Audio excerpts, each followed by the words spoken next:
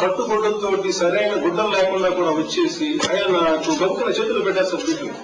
నా బిడ్డ ఏదైనా చూడంట. దానికి వాళ్ళకి ఎలా సహాయపడాలో నాకు తెలియదు. ఏం చేస్తే వాళ్ళ జీవితం బాగు చేయాలో నాకు తెలియదు. గొప్ప నా బిడ్డను తీసుకొని వెంటనే హాస్పిటల్కి పంపించి తీసుకెళ్తాను. అది ఎంత చేసినా సరిపోవట్లేదు.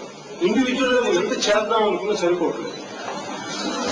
అలాంటిది నేను ఈ రోజున ఇంతమంది ఇన్ని వేల మంది అభిమానులు, లక్షలాది మందిని చెప్పలేకపోయినా కనీసం ఒక 10,000 మంది అభిమానులు ఖచ్చితంగా ఉన్నారు. వాళ్ళ ద్వారా నేను ఒక సంస్థ స్థాపించబోతున్నాను. నాకు మిత్రులు చాలా మంది ఉన్నారు. ఆ సంస్థ ఇలాంటి వ్యక్తుల కోసం నిస్సహాయ జీవనం అంటే వాళ్ళు కనీసం వైద్య సదుపాయం లేకుండా, కనీసం జీవన వసతులు సపోజ్ మంచినీళ్ళు సరిగ్గా ఉండదు కొన్ని గ్రామాల్లో, అలాంటి గ్రామాలకి నేను ప్రారంభించే సంస్థ ద్వారా వాళ్ళకి ఏదైనా చేయాలని కోరుకుంటున్నాను. దానికోసం మిమ్మల్ని అందరినీ పిలిచాను. సో దాంట్లో భాగంగా ఇంకా నాలో అంటే ఇటువంటి పని చేయాలంటే నేను ఎందుకు చేయాలి?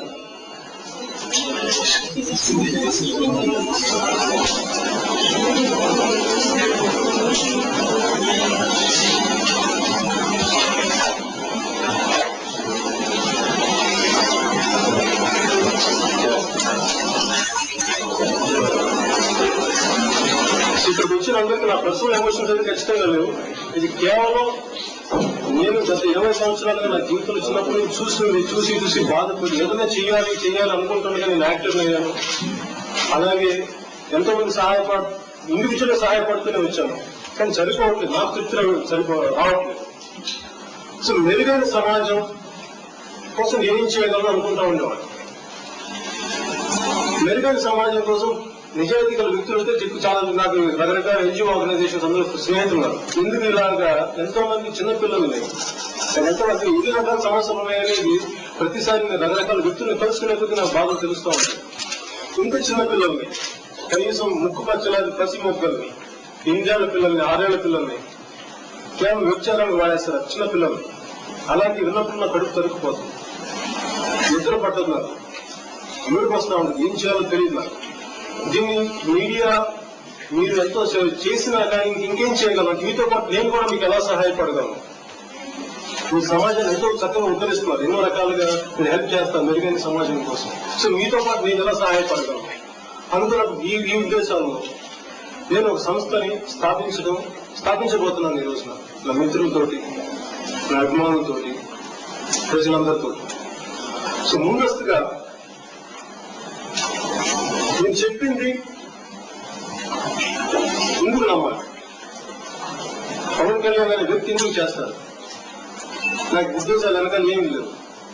నాతో పాటు నేను భారతీయుని. నాకు కులం లేదు, మతం లేదు, ప్రాంతం లేదు. ఎందుకంటే వెనకాల ఉన్న వ్యక్తులందరూ నా రోల్ మోడల్స్.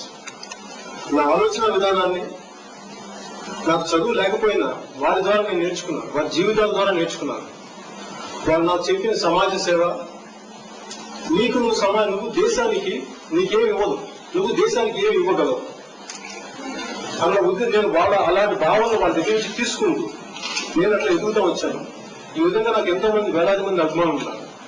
ఈ అభిమానులతోటి ఏం చేయగలను అనేది అనుకుంటా ఉండగా నాకు ప్రతి సామాన్య మానవుడు పడే బాధంతో నాకు ఏడుపోతే ఒక నల్గొండలో ఫ్లోరోసిస్ తో వ్యాధులతో బాధపడితే నీళ్లు లేకపోతే వాళ్ళకి నేనేం చేయగలను? ఏమి చేయలేను. ఒక్కడైతే నేనేం చేయలేను. అందుకే అంత డబ్బు లేదు, కానీ పేరు ఉంది, బలం ఉంది, ఇష్యూ అడ్రస్ చేయగలిగే కమిట్మెంట్ ఉంది. అలాగే పాలన ఉన్నది మహబూబ్ నగర్ పాలన, ఆకలి చావులు, అలాగే ఇది మన చేనేత కార్మికులు చావులు, ఇవన్నీ నాకు రోజు బాధ కలిగిస్తూ ఉంటాయి. వీళ్ళకి నేను ఏదైనా చేయగలిగితే నా స్టూడెంట్ వీళ్ళందరూ వస్తూ ఉంటారు. నేను వాళ్ళతో మాట్లాడుతాను, వాళ్ళకి ఇంటరాక్ట్ అవుతుంటాను. వాళ్ళు అడిగి చాలా చిన్న సహాయం చేస్తారు. ఏం లేదు, మీరు 5 మంది వచ్చి కలిస్తే మీరు ఏదైనా చేయగలరు ఇలా మాట్లాడుతూ ఉంటారు. వాళ్ళందరి కోసం ఇలా ఒక్కడని కాదు, ఒక్క సమస్యని కాదు, ఏ సమస్య అయినా సరే ఇంతమంది అభిమానులు ఉన్నాం, ఇంతమంది ఉన్నాం, మేము మీకోసం పాటుపడతాం. మా పనులు మేము చేసుకుంటూనే మేము యాక్టింగ్లే చేసుకుంటాము, కూలి పనే చేసుకుంటాము. ఇంతమంది ఉన్నాం.